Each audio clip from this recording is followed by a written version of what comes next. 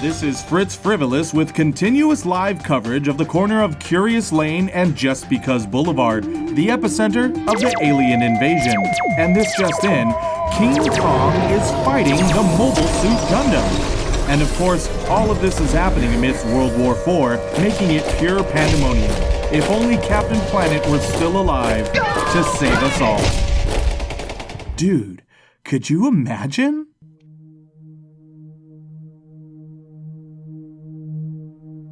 Imagine accidentally falling into a cryogenic freezing chamber, only to be thawed out 1,000 years in the future. You may awaken, looking around and thinking to yourself, I can't tell if this is a futuristic room or a rich person's bathroom. Then suddenly, a team of researchers come in poking, prodding, and asking you questions upon questions. What would you do once you've realized you're now in the far future? How would you react to the news that you may be all alone in this futuristic yet foreign world? Let us partake in this research study with our guinea pigs, Will, Tom, and Fry, as we try to thaw out an answer. Welcome back, everybody. This is Tom Case. And this is Will Stark. Will, this episode is going to be an all fans episode right here. All right. This one, both questions are going to be submitted by two of our fans. And just to remind anyone, if you wanted to have your questions guaranteed to be asked on the show, just join our Patreon. You can go on to patreon.com/dudecouldyouimagine. And if you join our, I think it's the second tier, the $10 a month tier, if you submitted a question, it'll be guaranteed to be asked on the show. So the first question we have here, Will, is actually from one of our fans who's on our Discord, Chemicult. Chemical. And now, when I'm reading this, I want to see if you're going to, how long it may take for you to recognize this. What do you mean? This question is technically from something that I know that you like. Oh. Not a famous question, but the subject matter is something to do with what you like. Yes. Alrighty, let's hear it. What if you were at work one day and you were leaning back in your chair and fell backwards into a stasis pod and then sealed for 1,000 years. Yeah, it's the Futurama question. Okay, for sure. So I lean back, I fall into the pod. It's a stasis pod, and you're gonna be sealed for 1,000 years. 1,000 years. So I wake up. It's 3021. Exactly. Okay.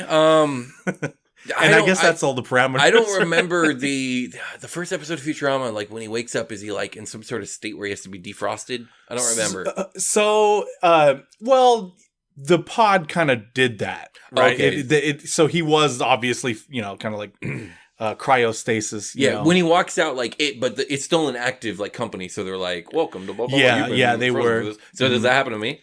Yes. Okay. Yeah. There's still, the company that did that. Obviously, where we work, I mean, that wouldn't have, but, it was very strange we had stasis pods where we work. Yeah, exactly, yeah. But, man, that would be interesting if it was, and our company's still, around then. Going? Yeah. So the company that was taking charge of these stasis pods is still functioning. Still functioning. And I won't go as far as to say, just like with... Fry.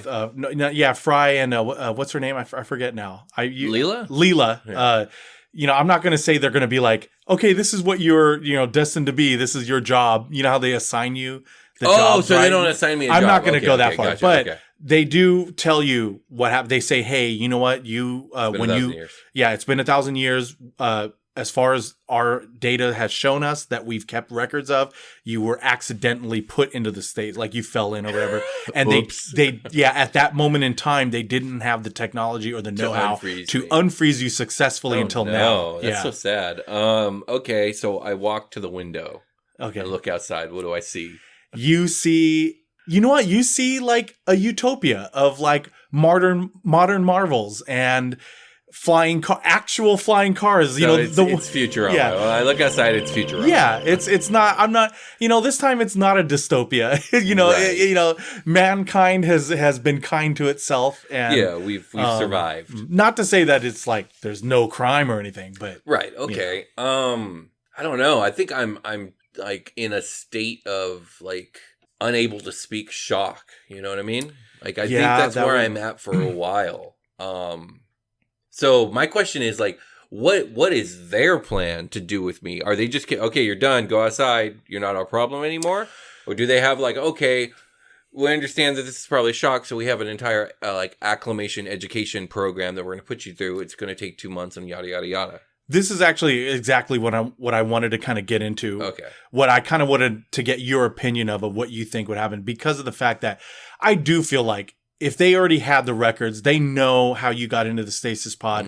They're waiting just for that time of Shit, I might be famous at that point. That's what I'm saying. I You might know, be the famed frozen man who they're going to unfreeze and have a million questions for. and at that time, with probably medical advancements, and not only just like physically, for medical advancement, but like they probably have other things lined up for you, like psychologists and somebody you can talk to, counselors and things like that, to help you go through what I would imagine is some kind of, would it be like PTSD? You know what I mean? Like, I don't know, but it would be intense therapy. I think it would need to be, I'd be under surveillance a lot. They probably have an assisted program of some sort to like set me up in life and like push me to the point of being able to like sustain myself or to be supported. Because they can't expect someone from 1,000. Like, imagine we got someone from 1,000 years ago who's 32 like I am. So we're talking about the year is 1021. Yeah. And I mean, from anywhere in the world, it doesn't matter. They're not going to have any skills that can be transferred. Like, they're probably not going to even speak the language. I'm hoping that due to the fact that it's, in the third millennia, that like they have the technology to translate my 1,000-year-old English. Oh yeah, You know that's what I mean? true. I wonder how much language would change in that time. Drastically. Yeah. Absolutely drastically. Probably all this weird I think we slang talked about they this. use and- Yeah, we talked about this in the Mummy episode of how like people probably wouldn't understand me because it's the future. I think we mentioned that. It'll probably be a lot more shorthanded way of talking. I feel like the more the future gets, the faster people want to communicate. I don't necessarily think that. I just think like languages change drastically. Even like go back 100 years. Yeah. And just here in the United States, like American English, like we would be able to understand them pretty well, but not entirely in a lot of ways. But they would have a very difficult time understanding us. Yeah, that's just 100 years ago. So I'm operating under the assumption that they're going to be able to translate me. But like my point is, if we took like a medieval, I don't know, warrior from 1032 and transfer them to now, they would there's nothing they could do for a job that wasn't like super basic. Yeah, that is true. I mean? I think the same would be for me. So I would hope, no guarantees here, that they're going to like have some sort of assistant program and maybe put me through some sort of education where I can like acclimate. They would have to do that, but they would also have their team of researchers. Because just like you brought up with the example of if we brought someone back that was 1,000 years ago from today. Oh yeah. We would have our team of researchers. That's great. They can ask me all the questions they want. Yeah, I think they would have to put you in some probably rigorous training of, getting yourself acclimated to that world. Yeah, definitely. I mean, I would have a lot of questions about just the history of what's happened on the other stuff. And I don't know how I'm going to cope with the idea of like, do I want to go and look at like what happened to my family? Yeah, I was just about to ask that up too. It's like almost no matter what I find out, it's just going to leave me deeply and fundamentally devastated. Now, let me just put a little let me put a little wrench into this. Okay. So, what if they did tell you they had figured out some technology for time travel, but only to the past? And so, like, once you go there, you can't come back. Okay. And they offer you, now we can try to send you back to the past. It's not accurate. We may be able to get you within the year that you accidentally came in, but we're not guaranteed. Would you take that? I would ask what's the percentage chance of within the year? It's an 85% chance within the year. And what's the other 15%? That like 2, 3, 5, 10? Yes. Probably 5 years difference. Okay. So like what's the worst case scenario in this? Worst case scenario is it gets you 5 years off of. Yes, I'm going back immediately. Oh, okay. Absolutely, 100%. Are you kidding me? Yes, yeah. Of course I'm coming back. Only because I have the family. Yeah. If I didn't have the family, I probably wouldn't come back. Would you go back right away though? Because I feel like, obviously if you could go back and I have all the time in the world. Mm-hmm. I think I would. They're not going to let me do this, but I would ask if I could take like my own like private documentation. Like I'm gonna have a 2-week vacation here in New York, yeah. and Neo Angeles. Yeah, I'm gonna have a 2 week Neo Angeles, and I'm gonna see the sights, and I'm gonna like experience like whatever cool new things they have, and I want to have like a phone or a tablet or something, so I can like, babe, this is crazy. Yeah. I can't wait to come back and show you all this crazy shit. People be looking at you going like, oh my God, he's holding something to record himself. Because whatever the thing is that they use, as long as. But that would be funny if like they're like, okay, well, you're probably familiar with this type of technology. Back in your day, you used something called a cell phone. You know what I mean? And you're just like taking, and then people are like, I read in class, I think that's called a selfie. Like, you know what I mean? Like, well, I'm sure there would be like some strange enthusiasts who are like super about my time period. Wow, I never thought about that. You know what? Since you probably would be famous, because, I imagine a story like that would, I don't see why they would keep it secret. You know what I mean? There's no reason. You probably would have these weird, well, I don't know if they'd be weird, but these fans that just are like enthralled with your story and wanting to know when you wake up, what are you going to do? What are you going to say? How do you feel? You know what I mean? I'm going back. It's the thing I'm saying. But my point is, like, I'm going to go out there and I'm going to try and experience the stuff and then like come back. See, they're not going to let me though, because they're not going to let me go back with evidence because it could change the timeline. Well, would it? Because technically what we know about, remember how I think we talked about this as well when we like parallel universe theory? Yeah, where it wouldn't be like you don't technically change the future, you just create an alternate theoretically. And like if they're comfortable with it, I'm fine with it. I don't give a shit. It's not my future. I know. But so if they're comfortable with it, I'm just gonna have a 2-week vacation doing all kinds of crazy future stuff that I would never be able to do here and now. And then I'm gonna come back, I'm gonna show my family, but then I'm gonna show you because I know you're gonna be super jealous. Oh hell yeah, dude. I'd be so jealous. But if it was me out there, I loved how you called it Neo Angeles. Yeah. But you know what? I would one of the first places I would want to go to is San Francisco and see if the heart of Starfleet is not there. If it's there, I'm gonna feel like, okay, we've done it. We made it. But if it's not there, I'm gonna be so disappointed in these future people. I'll be like, oh, what have you guys been doing? I am gonna ask a bunch of questions. I want to know about space travel. I want to know about the major discoveries. Give me the top 5 discoveries in the last 1,000 years. Yeah. I'm gonna want to know, did we find aliens? I'm gonna global warming. Did we figure it out? I'm gonna want to know all this stuff. Not that I'm going to do anything with this information. Because, well, you know what, though? I wonder if they can tell you that. Because then if they tell you... Well, I guess if they just say, yes, we did figure it out, not how. Because then you might go back. And then but that's my point. If they're willing to let me take a cell phone back with all this evidence, then they don't give a shit. That's true. They might feed me wrong information, then I doom our timeline. But, I don't think they'll do that. But, the people in the future are dicks. The idea that I'm guaranteed to be able to get back within a year to 5 years of when I disappeared. Now, 5 years is rough. That sucks. Yeah, that would be. But there's nothing I can do about the probability. The point is they can get me within a certain window. How long I spend here doesn't, and if how long I spend here doesn't affect that, then that's going to make it much easier for me to be take it in, gather as much information as I can, learn as much as I can, experience as much as I can, so I could come back and share with my friends and family. Yeah, that would be weird. Also, too, I wonder... Also, no one will ever have bragging rights on me. I went to Italy. It's supposed to be nice. Yeah, I know. I went 3,000 years in the future last year, so... You'd be that guy where everyone's like, whatever you do when you come around, don't mention the future. You know what I mean? No, I wouldn't be like that. That's too funny. And then why would you not mention the future? And you're like, oh, did you mention the future? Did you know that I went 3,000, 1,000 years into the future? One thing, though, okay, so imagine a future that has this technology. Now, I thought of something really bad that I would do, because I was thinking Neo Angeles, and then I was like, oh, the Dodgers. I was like, I want to know every time the Dodgers won the World Series. Yeah, you would make some money off that. That would be...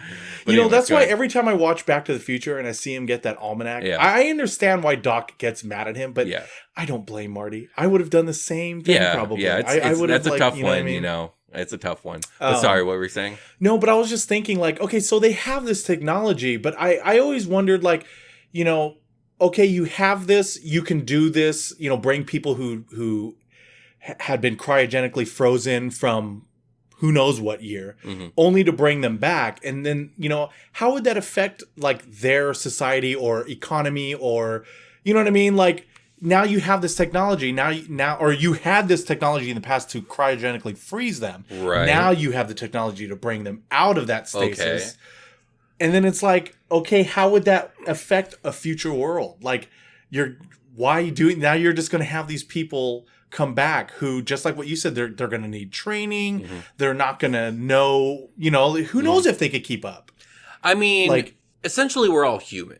Like we're all human. Like we're the same as we were 30,000 years ago as we are now. Like it will take some major adjustments to them, but theoretically these people that froze themselves on purpose, like did this with the intention of being unfrozen later in the future. Yeah. So like they're going into it with the right mind frame of like, they're expecting a new world where the rules are different, where things are different. You know what I mean? They're ready for that change mentally. Yeah. So like, yeah, there's a lot to learn, but like these people came here willingly because they wanted to learn it. Oh no, I'm not talking about the people who are frozen. No, I'm talking about the now future society of people who are there naturally. Yeah, right? sure. Through time, whatever, right? Now you're wondering if the future people will have a problem with the past people? Yeah, sometimes I wonder if they're going to be like, well, you know what? Like, let's say if the economy is still somewhat similar, and now I would imagine. I mean, what you're describing is like the concept or the problem people have with like immigrant workers. Yeah, that's the right? exact problem. It would like, probably be identical to that, where you'd have people on one side being like, these damn past people showing up taking my job. And then you would have, other people like, no, they're people and they legitimately paid to come here. And like, they went through the service and now they're here and they're being educated and they're fine. Like, yeah. they're not a problem. Can we talk about real problems? Yeah. You know what? I imagine that's probably the way it would still go. I don't feel, even though I would hope for the future that things would get better in that regard, but I don't think so. I think, and it's, they would probably call them those damn pastors, or past people, or whatever you want to call it. A new meaning to the word pastor. Yeah. Have you seen the South Park episode where the people from the future are coming back into the past? Oh, no. Because there's no jobs in the future, so they're coming to the past to work, and they're taking everyone's jobs? No, I never seen that one. Oh, no, I never seen that's a very famous South Park episode. It's the same thing in reverse. What about you? What would be your experience doing all this? Oh, my God. You know what? I never really understood what it meant to, like, it's not a weakness, but it's, when you do have that significant other, the person you love or your family and all that kind of stuff, because going into the future is a dream of mine. Sure. I would love, if I could travel in the future, I would do it as long as I can either bring or come back to my family, my wife, whatever. Absolutely. So the problem with the way this is set up is I couldn't, you know what I mean? If they told me no, you can't, if you want to go back, you have to go back now. I was surprised you gave me a way back so quickly. What do you mean? Way back. Oh. In the scenario, I was like, oh, okay, well then, I'm going back. Well, I pictures actually on my way out. I actually figured you were going to ask that, like almost right eventually. Like, is there a way back? Yeah, but go ahead. But I would have to just done the same thing. I imagine if this type of technology existed, they're not going to be, they're not going to probably be so leisurely with it. They're not going to be like, oh yeah, take your time whenever you want to go, blah, blah. They'll probably be like, okay, if you want to go, we need to prep this machine. We need to get you medically cleared or whatever it is. I'm sure that's the case. But I'm going to be honest, like, even if they do have the technology to send you back, they're probably not going to. Because we talked about like the likelihood of like being sent back isn't going to destroy their future, but just cause a branch in the timeline. But like, we don't know that, and like, if they're a smart society, they've probably never done anything to fucking test it, because like, why would you test that? Yeah. Unless you had a way to indirectly test it. But even then, if you prove it like mathematically, you still don't want to be the motherfucker to try it. Like, you don't. That is true. So like, they're not going to send you back. And if I can't go back, then for me, it's. I think I'm going to have to. I think one of the best things that they could do for people like me is get me connected with a network of people who come from the past too. Yeah. Even if it's not necessarily my past, it's like someone who is going through something similar, someone who could actually understand, and maybe we could form some sort of like support network. Yeah. Also too, I was thinking they'd probably give you like a vast knowledge of all your family history from that point that you left on, that's, you know? again, that's rough for me because it's like I don't really know if I want to know. You know what I mean? Like, you got to take like where I am right now in my life at this very moment. Like, my son is 5 months old. I don't know if I'm ready to know about the 40, 50, 70, however many years he had and what he did. I don't know if I'm ready for all that. Like, for me in my head, he's still just a baby. Yeah. Like, I'm not emotionally equipped to deal with this. That would be very sad. I don't think anyone is. Yeah, I don't know. In my head, though, I would. You know me and curiosity. Yeah, I mean, I will probably look eventually, but like the idea of like having all this put on me is, oh, by the way, here's your family information. I'm just, no, I don't even want to know that right now. Because right now I'm just trying to cope with the moment that I'm existing in right now. Yeah, that would be very harsh. Yeah. I mean... But that being said, like once I adapt, like, yeah, my curiosity will be strong. You know what I mean? I will want to know about... You know me, I'm a history buff. So it's like, now I got all this new history to learn. Let's go. Like, exactly. I want to know all about it. I want to know how things developed, how all things your changed. Baseball history. Well, that's less interesting to me in the immediate because I can't make money off of it anymore. But like, yeah, I'm going to want to know about like how governments changed, how society changed, how technology developed, and all the other stuff, you know. I'm going to want to go to space. Can I go to other planets? What are they like? Yeah, that'd be cool. I know, right? If they have that technology by that point, I mean, you would hope so. Have we figured out how to become biologically immortal yet? Yeah. You know, all that other stuff. But How has video games progressed? Yeah. Can I play Final Fantasy 10,000 yet? Yeah, I know. Seriously. Full VR experience. Yeah. I bet you movies, you know, oh man. Like, what kind of entertainment would be at that point, you know? But dude, could you imagine? This just in, a new study suggests leaving an Apple Podcast review is very important for a newly created podcast, so please don't forget to leave an Apple Podcast review. In financial news, Patreon supporters are among the most appreciated in the podcast industry. You can support the DCYI team by heading over to patreon.com/dudecouldyouimagine. This has been Fritz Frivolous, reminding you to like, comment, and subscribe. Will and Tom, back to you. Everyone, excuse me. Can I have your attention, please? Jimi Hendrix, Flea, your attention? Excuse me, Beethoven, Ringo. Hey, Ringo, can you stop? Thank you.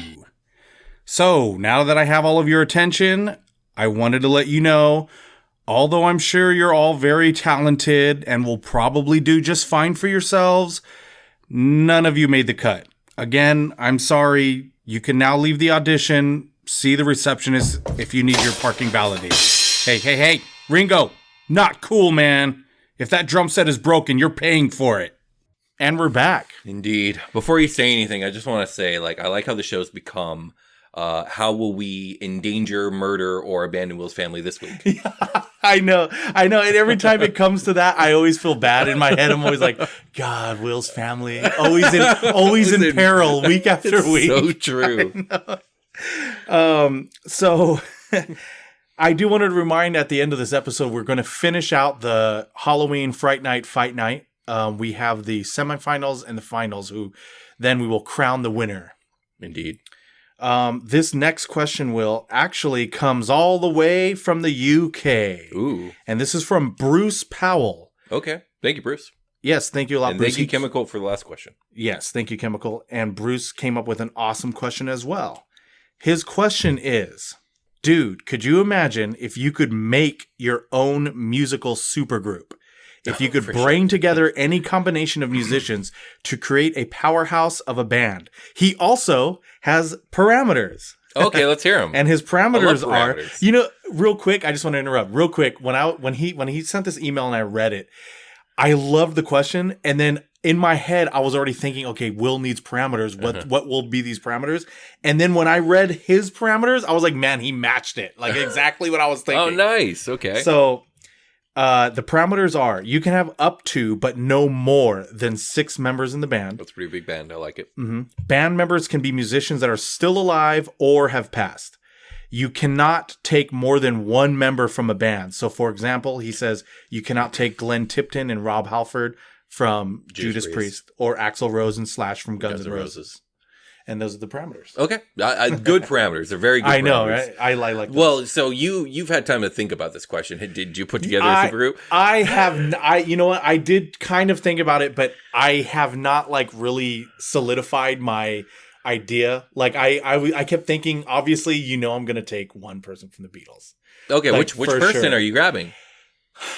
I would have to grab Paul. Yeah, I think I'm going to grab one. Don't get me wrong, they're all the right one, but Paul is going to be the most likely to produce hits of the four, and also is going to have the best. What's the word I'm looking for? He's going to play well with others the most out of the four. Yeah, actually, that was the first thing that came into mind because, as songwriting goes, obviously any one of them would be great, but most likely John or Paul. Mm-hmm.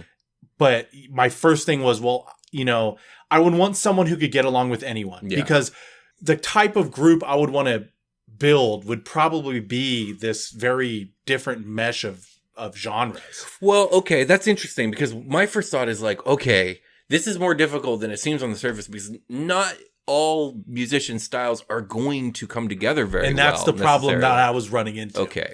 Yeah, because like I would want to, I started to think about like who are the people I really love as like musicians and stuff and whatever, or whatever you want to call them, so like certain people that came into mind were obviously like Paul McCartney. Right. I love Eminem. You know what I mean? Now, will I see those genres meshing together well? I don't know. You know what I mean? Like, so that's the problem I started to come with when I started to form my group. I was in realistically, if I could do this, I don't think it would work out. So that's why I never solidified who I really wanted. The only one would have been Paul McCartney that I know for sure. I am putting him in this band. So, okay. I think Freddie Mercury as my lead singer. Oh. Okay. Because he plays well with others and his voice is so phenomenal and it can do so many genres. I'll try not to use who you pick either. Okay, for sure. He can do hard rock. Queen's done hard rock. He could do more funky or dance style music. He could do anything and everything. He's Freddie Mercury. Yeah, that is true. I mean, you just listen to their music. Their music kind of goes all over. His Queen is very eclectic. Yeah. And the next thing I want to do is I want to slide a little bit more modern. I don't want to just put together a classic rock supergroup. That's easy to do and fun to do, but I'm going to try and not do exactly that in this moment. So I'm going to slide a bit more into the future from Freddie. Damon Albarn, who is the main, he is the, what's the word? I don't know he's a songwriter and singer and producer. He is Gorillaz, the group. Like he is that. Okay. But the reason I'm choosing him is for multiple reasons. Number one, I fucking love his haunting voice, and I think him and Freddie could do cool things together, vocally speaking. But most importantly, Damon Albarn is a notorious collaborator. It's what he does. He collaborates with other people, and it doesn't matter what kind of music he does because he adapts to them and works with what they do. Yeah. So he's a perfect person to kind of have. I picture Freddie as the front man. I picture Damon as being like the background, like producer. I'm in charge. Maybe I'm going to engineer the sound and all that other stuff. He's going to be the middleman who's going to bring all this together. Yeah. Because he works with hip hop, he does rap, he works with rock, he does acoustic, he does everything and anything. He's Damon Albarn. He's great. So you picked two. So you have one, and then you picked your. Did you want to take the picks? I say let's go back and forth. Okay, that's fine. Yeah, you go ahead. Just so that way, because you're afraid I'm going to take some of your peeps. Yeah, exactly. All right. Okay, good. I don't think you would, but just in case, I think it'd be nice to go back and forth. So you had. Freddie Mercury, Damon Albarn. Damon Albarn. Okay, so I had Paul McCartney. Uh-huh. You know whom I think my next pick would be? Aretha Franklin. Oh, I really think because they both have that very soul. They love that soulful singing, the bluesy. You know what I mean? So I think both. Well, that and Aretha Franklin is a way better singer than Paul ever could be ever was. But because of the fact that Paul would also be more she does have that chop that just natural chops of singing. Right. You know what I mean? Paul would be he can have a little bit of the musician side playing bass or piano, but also songwriting. There's you kind of have two singers, and then Paul also plays bass and guitar. But piano. And piano, yeah. So he can't do all at once. No, that is true. So you got four more members. Yeah, so I'm gonna have to really think now. Okay, who I'm gonna. I'm right now. I'm trying to think of who I'm using as my percussionist, and David Grohl sticks out to me. I might pick him because he again is someone who, his whole thing is that band collaborates with everybody. Obviously he's the front man of the Foo Fighters as a guitar player, but he also plays drums for them sometimes.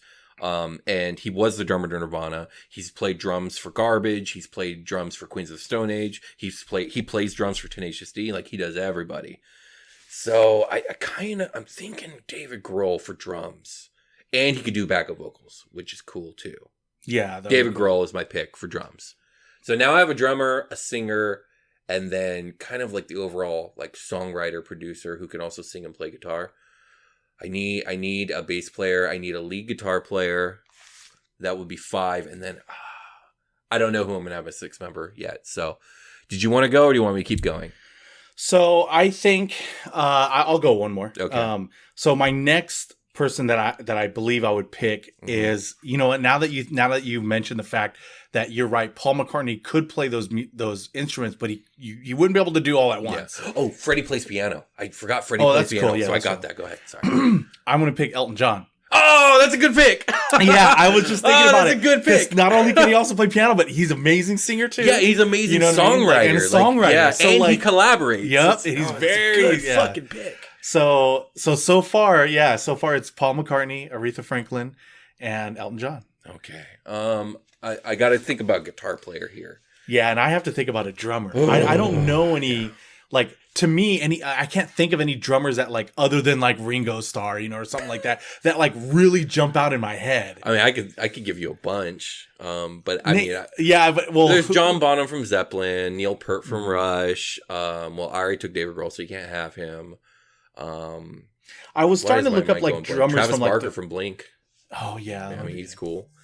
That could be like I'm trying to think of drummers that you would know. But also, too, like, I almost, like, looked up, I was like, oh, the drummers for Rolling Stone, and then I found out there's, like, 3 of them. You know, but you could pick anyone, it doesn't matter. Well, I think, is it Keith Moon? Or wait, is he from The Who? Oh my god, I'm getting my bands mixed up. Okay, I gotta focus on guitar here. And so my main thing is, like, I want someone who can do more than one style, but I do want someone who can really lay down a great solo at the same time. I mean, Slash would be cool, but, like, I don't know if I want Slash necessarily. Yeah, he it collaborates, depends. though. Yeah, that is true. I always remember Slash and Damon Albarn. I always love that story about when Slash plays the solo for Michael Jackson, and he just kept, in Bad, right? Yeah, he does it in Bad. That's and he kept going though. Like it was, I think it was live on stage. He kept going solo, and you can see there's a video of it, and you can see Michael Jackson come up to him like he tells him, he's like, oh okay, Slash, you know, and then he like kind of taps him, and you can tell Slash is kind of like, I'm busy here doing my solo, I'm like feeling it. Yeah, you know what I mean. Hilarious. And it's like because he's like, I'm Slash, let me do my thing. Yeah, you know let me do what I do. do. Michael Jackson was like, but I'm MJ, he's thing. You know, he's like, that's too funny. Yeah, you know, like you're like hurry up. Oh man, this is tough. Picking a guitar player for this is very difficult for me right now. Because again, I'm trying to stay away from like too many classic rock dudes. Yeah. Like David Grohl's kind of in the middle there. He's like in the middle ground between modern music and classic rock. Same with Damon Albarn, really. I haven't chosen anyone truly modern quite yet. I feel like, too, how we're talking about this, just imagine if it was true and you were having all these talents, you know, come like audition for you. How are you going? Like, and you're sitting there, like, you know, how do you be like, you know, okay, Dave Grohl, like, you know, like, I mean, let's see if you got what it takes. Yeah, like, you know, they're just so weird. Like, that would be so hard. God, man, I'm stumped on the guitar player. Maybe I should move away from the guitar player. Okay, well then let me at least pick the drummer. I kind of feel like I do want someone a little more recent, like Travis Barker. I think would probably a good choice. For although at this point, Travis Barker, well, I guess he's still with Blink-182, but they haven't had a hit since like at least 2011 at the earliest. But now he's part of this super band. Hell yeah, no, so, don't get me wrong, he's amazing. Travis Barker's a great drummer. But like no, but I just feel like, you know, I don't know. I feel like he would have that good energy for that, like the good rhythm for that type of energy for, you know, Elton John, you know, Aretha Franklin, Paul McCartney. Oh, man, dude, that's a weird mix. It's hard for me to picture Travis Barker playing with those people you just said. Okay, but I'm sure he could. Yeah. Like, he's a great drummer. And I'm also torn between now in the parameters, we're given the choice of having up to at least 6. Yeah. I don't think I would go any less. If I'm allowed to have 6, I'm going to pick you're going to 6, want as many people as you're allowed. Yeah. I at least have I have a piano player. Mm-hmm. I have a bass guitarist. Let's just say that's what he's known for. He's known for bass guitar. And I have the lead singer, Aretha. Mm-hmm. And so now I have to think of a lead guitarist and probably a rhythm guitarist. Yeah, I mean, you don't necessarily have to have a rhythm that's and true. lead guitar player, but maybe I should do that too. I know, right? It's Man, like, dude, this you is. know.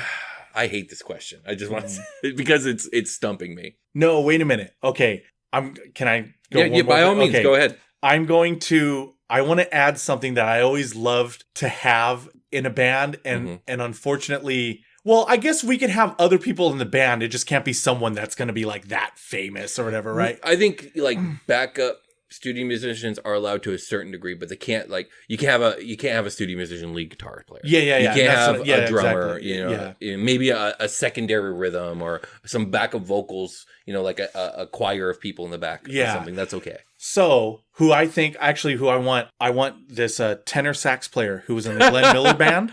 Called his name was Tex Beneke.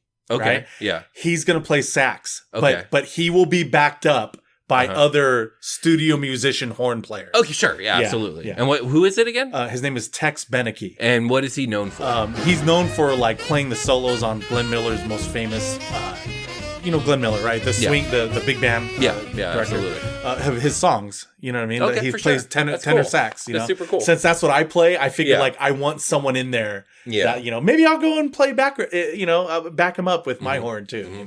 Okay, I got this. What you just said actually inspired me. This is an out of left field pick, and I'm picking this person because they are modern, like within the last 5 to 6 years, modern. You wouldn't expect them. I wouldn't say they're the greatest at what they playing their particular instrument, but they do have a particular style that I think could be utilized by Damon Albarn. And that's a young woman by the name of Lindsay Sterling. She's a very talented dancer and, most importantly, electro violinist. You've probably heard and seen some of her stuff. She got famous on YouTube. But I think she would be good in both in a background harmony role, but she comes in with her violin and does full solos, and they're really good. Oh, right. So I'm bringing in Lindsay Sterling. She's like I'm working my way from the back to the front now. She would be my sixth band member. Yeah. But I need that guitar player. And my brain keeps going to Slash, but I keep telling myself no, and I don't know what I'm doing. I know now that's the only one I need to fulfill as well. So who do I got? Freddie Mercury, Damon Albarn, Dave Grohl, Lindsay Sterling. Is it just those four? I have two more members to fill. I need a bass player and I need a guitar player. Because I'll just have a background rhythm guitar player. Yeah. I'm going with my heart. Slash is going to be my lead guitar player. He can shred a little bit. He's a really talented guitar player. He can do really bluesy, and he can do hard rock, and he can do acoustic. And I think Damon Albarn can work with that. Yeah. So that leaves me with a bass player. What about you? What do you got? So far I have a horn section led by Tex Beneke. Right? I have singing and songwriting with Paul McCartney and who was the other one I picked? Elton John. How could I forget his Elton John. I almost said Eric Clapton. I almost want a rap artist because Damon does great stuff with rap artists. I know. And Grohl could do amazing stuff with it too. And Lindsay Sterling, I feel like with a rap piece, maybe Freddie Mercury and Slash kind of take a backdrop. They're not quite as involved with those tracks, but I'm still thinking about who it's going to be. Go ahead. See, I wanted to do that. That was my idea. I wanted to mesh in some of my favorite, rap artists that are out there. People like Ice Cube or Eminem or Dr. Dre, Snoop. The stuff people you grew up with. Yeah, people I grew up with. But I'll be honest, with this mesh of artists that I have already growing here. So, Elton John, Paul McCartney, Aretha Franklin. I think Elton John just did something recently with a modern rap artist. I'm not positive. Probably. I mean, I wouldn't. He does like you said before. He collaborates. That's what he does. Yeah. So Travis Barker and who was the other one? Did I already say Tex Beneke? You did. Yeah. So those five, right? And I think my sixth and last person, I think it's gonna have to be Eddie Van Halen. Oh, okay. Yeah. Hell yeah. You know what I mean? He's fantastic. So I feel like with that mesh that's a crazy mix. Yeah, with that mesh of music, I feel like they would be an unstoppable juggernaut of blues, funk, rock and roll, type music, you know, and everything in between those lines. Yeah. I feel like they would be the powerhouse, like unbeatable. I mean, it could be good, know. or it could be just like I know, a mess. right? Wouldn't that suck absolute though? mess. I hate it when movies have like all these actors that you're like, I love that actor and that actress and this and that, and it's just a mess. And then it's shit when you watch it. Like, but I hope that this mesh, you know, of musicians would get it done. Yeah. And then now that I have my 6, and I know you're still thinking of your 6th one, right? I'm trying to think of a rap artist that I like for like. There's a lot of rap artists like Tech Nine. He's amazing. Yeah, that is true. Immortal Technique. He's definitely not a match for this, but he can be amazing. I'm trying to think of a rap artist that could fit with this group in a way that like. I think I have. But I'm also trying not to be cliche too. But go ahead. Like, what do you mean? Well, like I could say Tupac, who's amazing and is probably my favorite rap artist of all time, but I don't know. Fuck, actually, that sounds pretty dope. Like that sounds dope as fuck. If you had this power to do that, like I would be like, why? You know what I mean? Like you said with... For me, it's just, okay, Damon Albarn and Tupac actually collaborate. No. Oh, you gotta... I don't know if I can pick this person, because now I know who I want to pick. Why? Okay, so remember how I said Damon Albarn collaborates with a lot of people? Yeah. And on the Gorillaz' first album, there's a few songs with Deltron, famous for his album Deltron 3030. He's a really good rap artist. I'm sure you've heard the song Clint Eastwood from. Yes. He's a rap artist from that. Oh, okay, I do. And he's like got a that song. very particular voice, and I love it. Mm-hmm.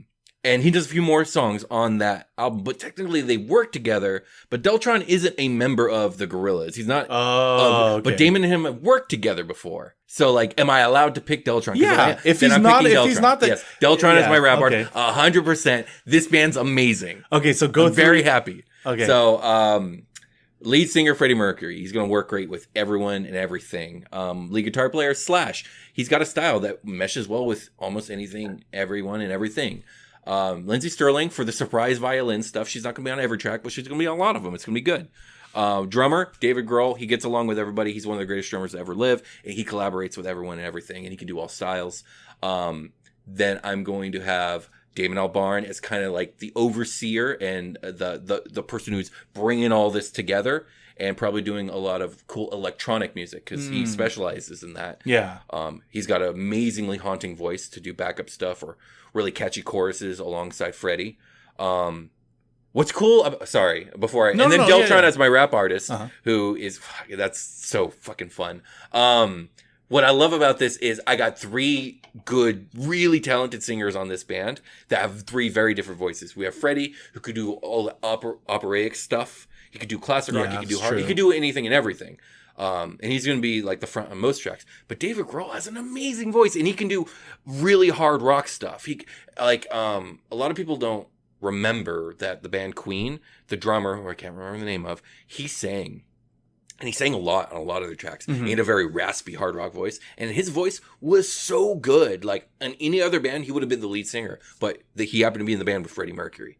I feel like that's David Grohl in this situation. Oh, okay. David Grohl's not going to lead sing on most tracks, but the ones he does, you'll be like, oh, man, that's cool. And then Damon Albarn with his super haunting, almost somber voice. It's a good mix. I'm very happy with the band I just came up with. Yeah. That does sound awesome, to be honest. Yeah, I like that a lot, dude. Like, now we have to name... Oh, wait. So let me go with my 6, just to remind. So, lead singer, Aretha Franklin, right? Mm-hmm. Yeah. And the rest of these right here can also sing, which is, bass player Paul McCartney. Yes. Also, Elton John. Singing Elton John, piano player, also singing. Lead guitar player Eddie Van Halen. Mm-hmm. Drummer Travis Barker. And horns, or leading the horn section with his tenor sax, Tex Beneke, right? I feel like Travis Barker's really the odd man out on this group. Yeah, but I still feel like he, I mean, he's a drummer. He can make it work. Yeah, he can make it work. That's why, you know what I mean? Like, I just don't want it. I could have picked anyone else, I guess, in the past. You know what I mean? To be honest. But, like, you know what? Why not? I think he would probably have an input that's a little more modern for them. You know what I mean? Yeah. So now that we have our musicians, what do you think the name of this band, your band, would be? I don't know, because the only thing that comes into my mind for my band would be called like something like All Soul or something like that. You know what I mean? That's the only thing I could like. I feel like maybe or you don't think that would be a good name? What do you think would be a good name for my band? Dude, naming a band is hard. I've been in bands, and naming bands is incredibly difficult. Off the top of my head, man, I don't know. Let's see. Okay, we got. Let me think of the groups involved here. So we have Gorillaz, Foo Fighters, Queen, Deltron is just himself, and who else? Lindsey Sterling's just a solo artist, and Sasha's from Guns N' Roses. I almost want to iterate the word Queen for sure, but I'm not sure what to do with it. I know. There's no way that I would use Beatles just because Paul McCartney's in it. You know what I mean? Yeah, like that's true. That's true. Like, it's just that all of the people in there, you know, maybe with the exception of Travis Barker, I don't know. I feel like, you know, they're very soulful. Sure, like, I get what you're saying. I just don't think. But it's it is, necessarily it probably a good name. it may not be. That may not be the appropriate name because it's like something you don't want to hit right on the nose. You know, you may want to use something kind of more like. Often the perfect name kind of finds itself. I know. You know what I mean? So it oftentimes with bands, like there's a singular moment that happens early in their career that kind of ends up becoming the name or inspiring the name. Yeah. So, all right, I'm going to be honest. I don't have a name right now, but maybe next episode I'll You know have what? one. If anyone out there is listening and you want to put your 2 cents in, let us know what you think would be a good name for Will's band and my band, because I'll be honest, it is very hard to think of one right on the spot. No, and we would probably be here for like a couple hours before coming up with something that we would even remotely be happy with. Exactly. But dude, rock on. Halloween Fright Night Fight Night. And welcome to Ringside with Will and Tom for the Halloween Fright Night Fight Night. Will, tonight we're going to finally crown a winner here and see who comes out on top. Indeed. I think we're starting with the semifinals, which I think we have 3 rounds of semifinals. 3 rounds of semifinals, and then a final match between the top three horror creatures, and we will see who will reign supreme. All right. You want me to roll the dice? Let's roll. All right. Our first contestant is number 2. The Headless Horseman. Versus contestant number 3. Ooh, the Mummy Imhotep.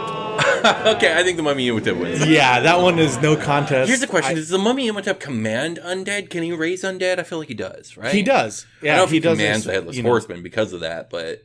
Well, I wonder, but I would assume not, because of the fact that in order to control him, you have to have the head, and the witch has the head. Yeah. However, how do you kill Imhotep? Let's talk about this for a second. How do you kill Imhotep? You have to make him mortal. You have to take his immortal soul away, which was why they were looking for the book of... Life? I can't remember if it was the book of Amun-Ra or if it was the book of... if it was the book of Ra, I think it's just called. Yeah, the book I just remember there was a book of death and the book of life. Yeah, and they were looking for that so that way they can take his immortal soul away, and then he would be mortal and you could kill him again. Okay. So I don't think the Headless Horseman can read, because he has no head. Yeah, but the witch might. However, I think what's his name? I think Imhotep's followers and stuff. He would be able to find out where the witch is at easily. So real quick, before we just make the call there, since we are pitting these things against each other, and since we are seeing the Headless Horseman is kind of under the thrall of the witch, well, really the witch here is against. So I do think Imhotep wins, but I don't think it's as clear cut as we were kind of about to make it. Because I think if this witch, the witch from Sleepy Hollow, is very well versed in like old lore. Yeah, and she would probably know some stuff. So she would probably know the gist of like where to look for the right information to take down Imhotep. Yeah. Now I do think Imhotep wins just because he has a bigger arsenal of weapons. Yeah. He has more powers than the Headless Horseman. He's more intelligent than the Headless Horseman. He's got a cult behind him, so he's got more. But I think if he's not careful, if he underestimates the witch is going to do what the heroes in the Mummy did and get him. Yeah. But if I have to pick, I think Imhotep wins. I just wanted to say I think the witch does make him nervous. Yes, and that's the reason why I think he would go after the Headless Horseman and ultimately the witch. You're right. Okay. I see that going on, and you're right though. But he has a much bigger army. He has an army. Exactly. He has an army. He's got nukes. Yeah, exactly. He outarms her, but still, like, It's a matter of carelessness. If he's careless, she has a chance. It's not 100%. And Imhotep is not careless. We know that for a fact because he knows that, he knew. Brendan Fraser took him out last time. He's not making that mistake again. Yeah, exactly. and as you saw in the movie, you can see him setting things up. He knew He's what meticulous. spells. Yeah, exactly. He knew what to do in Yeah. order to get his what were they called? Like they were like the Pharaoh's warriors or guards that were like dead. At no point did he like act carelessly or overlook something too egregious. Like he never acted overly arrogant. Mm-hmm. He was always plotting. So I think he would look at the witch and be like, "I'm not going to leave you unchecked." Yeah. So okay. that's Imhotep wins. That's Imhotep. We have our first finalist. Imhotep moves on to the finals. That's going to be. I can't wait to see the other two. Next up, we have contestant number 4. Dracula versus contestant number 5. It's going in order here. No, okay. This is where it's going to be, Oh, we got a Clash of the Titans here. The Clash of the Titans, the immovable object versus the unstoppable force. Okay, all right. Dracula versus Samara from The Ring. That's interesting. Wait, you did say number 5. I did say number 5. Okay, yeah, Samara from The Ring. So Samara's whole thing is like she could drive you crazy by making you see things. But does that cancel out with Dracula's glamour powers? Oh yeah, Dracula does have glamour powers. Dracula is immortal. He's undead. Yeah. I mean, he can be killed, obviously. Samara is dead. She's undead as well. And she can come into the physical, though. She can come into the physical. How do they stop her? They don't. Oh, they don't. It's the thing. Well, kind of. Okay, so spoilers for The Ring, the American version.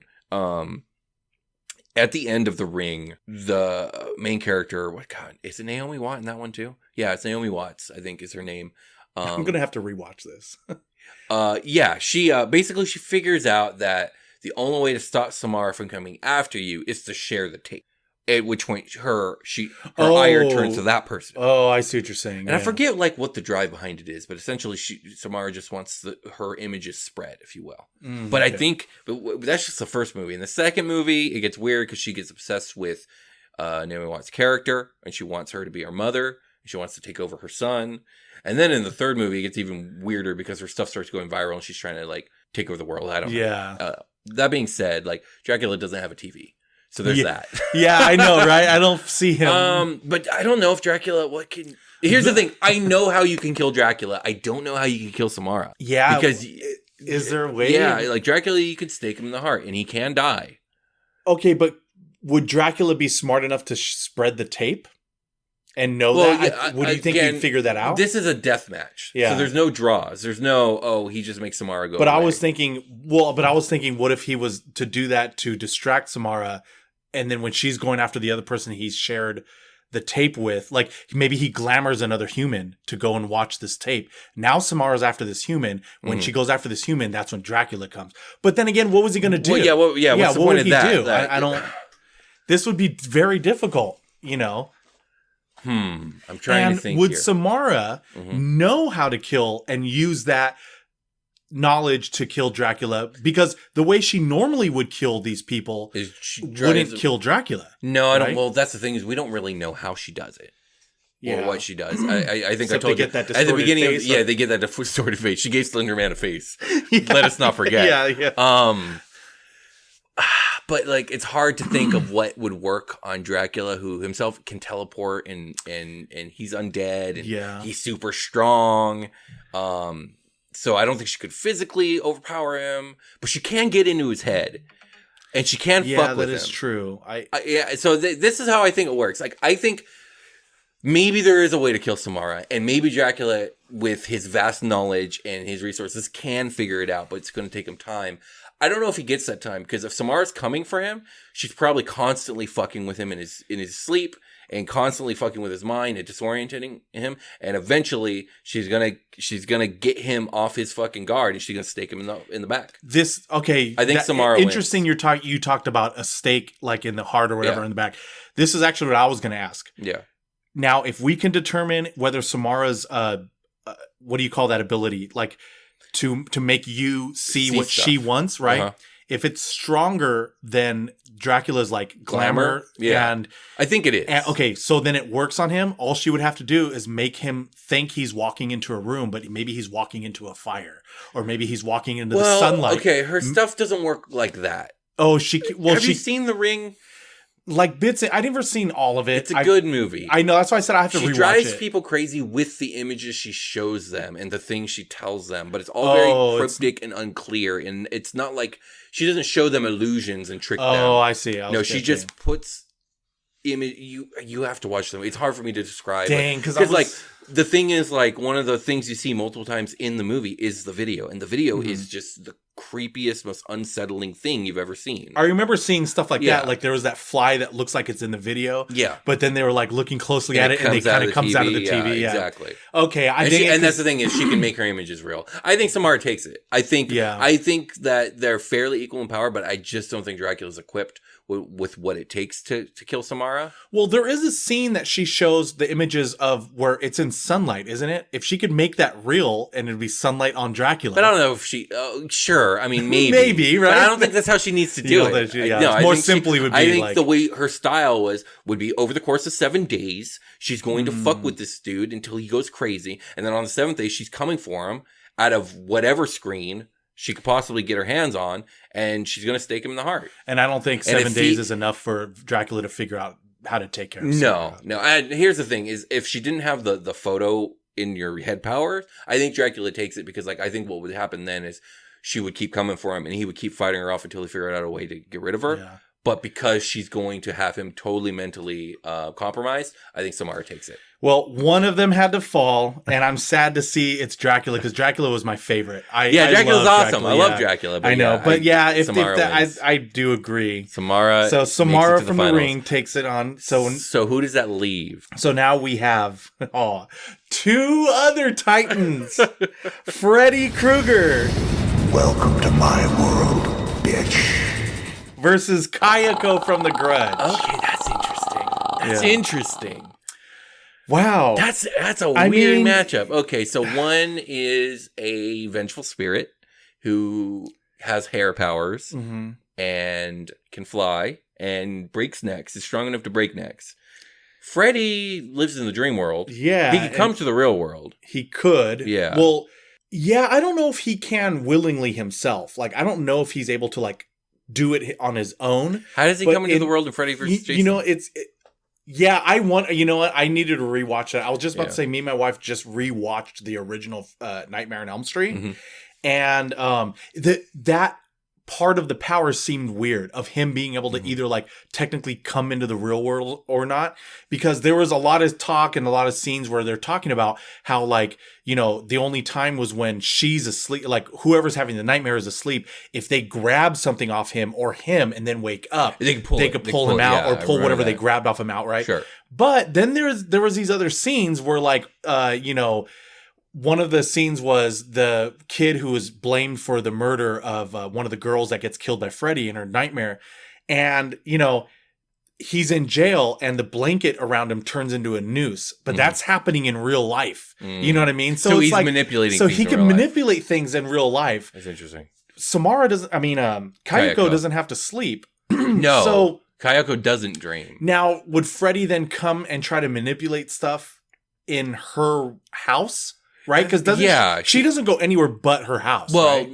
She does, but only to chase people down. Otherwise, she exists in the house. And the whole deal is like, if you go in the house, honestly, it's a little vague, because it's like, if you go in the house, also, if you stare too hard at the house, that kind of fucks you. Don't do that. Don't peek over the fence. Don't look through the window, or don't even ignore the fact the house is there. Otherwise, she might come for you. But yeah, she does dwell in the house. So I imagine Freddy. Man, I don't think Kayako can get to him, is the thing. Yeah, I think Freddy has the time to figure out how to manipulate, to prep, how to prep, how to do whatever it takes. You know that is true. I feel like, you know, especially if maybe her house was moved onto Elm Street. Yeah, sure. You know what I mean? You know, if now you're on my street. Bitch. Yeah, exactly, dude. You nailed it on the head. I was thinking this is how it would happen. Freddy wins, and it's because the house that Kayako haunts has become some kind of a, historical monument now or something that people wanted to preserve. They move it onto this street. Happens so to be weird. called Elm They just Street. moved the whole house. Yeah, so, you know what I that's mean? ridiculous. And then now you're right. And then Freddy was like, now you're on my, So street, that's bitch, actually kind of this interesting problem we've run into with the two Japanese villains is that at no point in the movies are we ever given an answer of like how to actually deal with them. Yeah. Now, I'm not familiar enough with Japanese folklore to know if there's like a widely understood way to do so. I think there are ways of keeping Kayako out, actually. There are certain Japanese like spell seals on the... I know you're not familiar with Japanese anime, so you've probably never seen these, but they're like pieces of paper. I know what you're talking about, yeah. And like, I know if you stick them all over the window, you can keep Kayako out. So there's some sort of like magic that's capable of working on her. I think Freddy can figure it out. Either way, I don't think Kayako could kill Freddy, so I think Freddy wins by default through just infinite tries. Yeah, that's true. I have to agree. I think that... I cannot believe Freddy Krueger just made it to the very end of this. I thought for sure he was done for at some point, but... But you know what? I think that makes for an interesting final. We have three very different creatures coming in here. We are now here at the finals. The championship round is Freddy Krueger versus the Mummy Imhotep versus Samara from The Ring. So Freddy, Imhotep, and Samara. This is weird because they have very different powers that operate in different realms. Like Samara has essentially mental powers and reality altering powers. Freddy has dream powers and reality altering powers. Yeah. Imhotep is a fucking wizard. He's a goddamn sorcerer and he's undead. Now is he allowed to use... I guess he would be allowed to use his army of the I mean, he has the Book of the Dead, right? Yeah. So I think he wins. And I think it's because he's got the Book of the Dead. So he has power over the spirits of the dead. Oh, because technically both Freddy and Samara are dead. Like, if anyone's equipped to completely nullify those two, it's Imhotep. That, what? You're right. Yeah. You're right. It's like the other two, for them. If he knows who he's dealing with, then he has the tools to deal with them. If they get the drop on him, then that's something different because like they both can mentally fuck with him completely. If he's not ready. But I mean, we've been operating under the understanding that all three know they're about to fight each other. Yeah. So I think Imhotep he's got the upper hand. What do you think? Now, I do agree with this. However, let's play devil's advocate, shall we? Now, Freddy might actually both Freddy and Samara. Oh wait, no, you said Samara doesn't use her imagery magic or whatever you want to call it like this. So Freddy would though. Freddy might show Imhotep an Oxuna moon and coming up to him. Yeah, how would he know about an Oxuna moon? You never know. I don't know. Well, because Freddy he knows he knows like your fears and stuff like within your, He automatically knows your greatest fears. Like he'll know what scares you and stuff like that. Especially later on, like in parts like 3 and 4 and stuff. Like there's this one scene where there's these I think they call themselves the Dream Warriors, right? Yeah. And they all try to band together, but they're all like they're kind of like messed up kids and they are in like a mental hospital. Yeah. And like one of them has like I think it's like bulimia or some eating disorder. Okay, so he preys on their like mental illness. And so in one of the scenes when she falls asleep, one of the girls who has the eating disorder falls asleep, it's so gross. She's sitting in this chair and like he's making herself like her fingers become fork and spoons and she's making herself eat out of her own stomach, like eat her own guts. And like her face is all distorted wide, like big cheeks because all her stuff is in her, really foul sounding. Yes, it is. So okay. I'm thinking here's the thing. If Freddy is trying to win this, he needs Imhotep to do something about Samara. Because it sounds to me like Samara and Freddy Krueger actually nullify each other. Because they have the same ability to fuck with each other's heads. Like, if Freddy automatically knows your fears, then I'm not sure what Samara fears, but Freddy fucking knows. And Freddy's going to show her that. And then she's going to show him shit. And they're just going to go back and forth. Have you seen the episode of Adventure Time with Goliad, the creature that Princess Bubblegum creates? I don't remember which one. I can't tell you spoilers because I know you're watching the series. Okay. Essentially, though, like there's two beings of extreme. identical powers who completely nullify each other. And there's this does not sound familiar. Yeah, it's an eternal fight. Okay. That's what it would be. Freddy and Samara, it would be a fight that never ends. Man, so if Freddy's trying to win, he would. Then he needs Imhotep to take care of Samara, and then he could come at Imhotep in that way. I don't think he pulls it off. No, I don't think that would be able to pull off. And the same thing with Samara. Samara's a child, and I don't think she's thinking about it in that way. Mm-hmm. She's very just like, she attacks the thing in front of her. Yeah. Whatever the last thing that watched her damn video, whatever drew her ire, that's the thing she's focused on.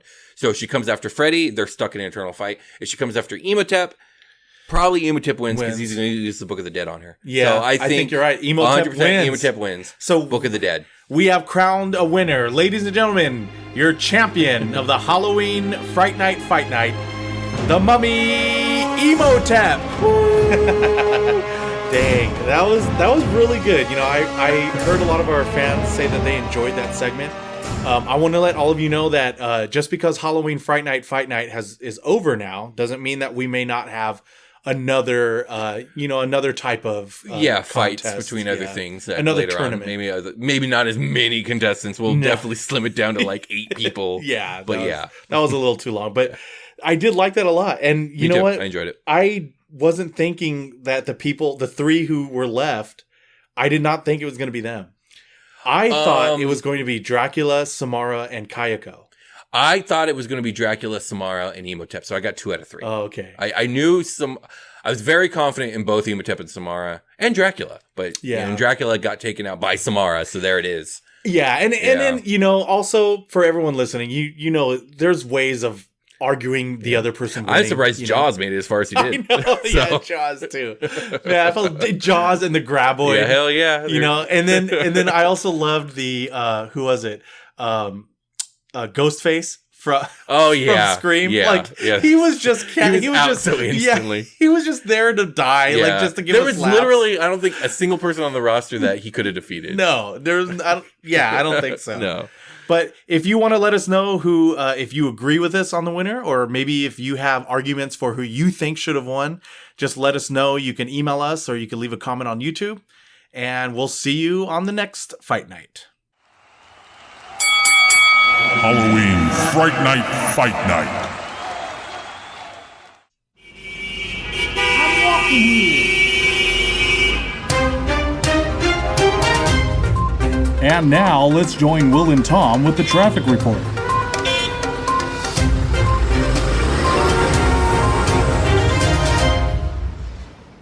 And it's Will and Tom with the traffic report. Will, I wanted to bring up this traffic report, a new 5-star review on Apple Podcasts.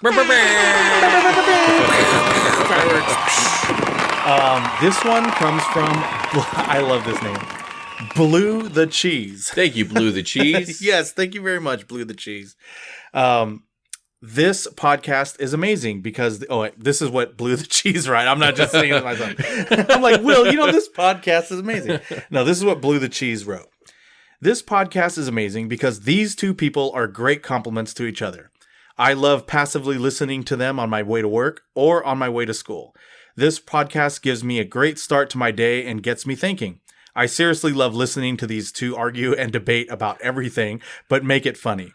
I love it and keep it up. P.S. I love seeing Brian in the episode about music, and I love Super Quest Saga. Oh, well, thank you very much, Blue the Cheese, for the kind words and for shouting out Super Quest Saga. And we'd love to have Brian back on the show. I've been talking to him about it. It's just been hard to schedule, but we will definitely have him back on the show at some point. Yes, definitely. And we love to hear from you guys, so please don't be afraid to leave a comment, and we would love to hear from you. And that is all we have for you tonight. We will continue to bring you up-to-date coverage as new imaginings develop. Please don't forget, you could join our Patreon at patreon.com/dudecouldyouimagine. Another way to support our podcast is by leaving an Apple Podcast review. You can subscribe to us on Instagram at dude_couldYouImagine, on Twitter at DCYimagine, and on our YouTube channel where you can leave a like and a comment. If you would like to contact us with what you are imagining, you can email us at dudecouldyouimagine@gmail.com. This has been Fritz Frivolous, and from all of us here at Dude Could You Imagine, keep on imagining. The prime time, bitch! I've been guarding my gate for a long time, bitch. We'll see, bitch. We'll just see. Bon appetit, bitch. Come. Ooh, this, bitch. Pick a pet for the rough rat, bitch. Welcome to my world, bitch. Die, little bitch. Think you're so smart, huh, bitch? Bitch, bitch, bitch, bitch, bitch, bitch, bitch, bitch.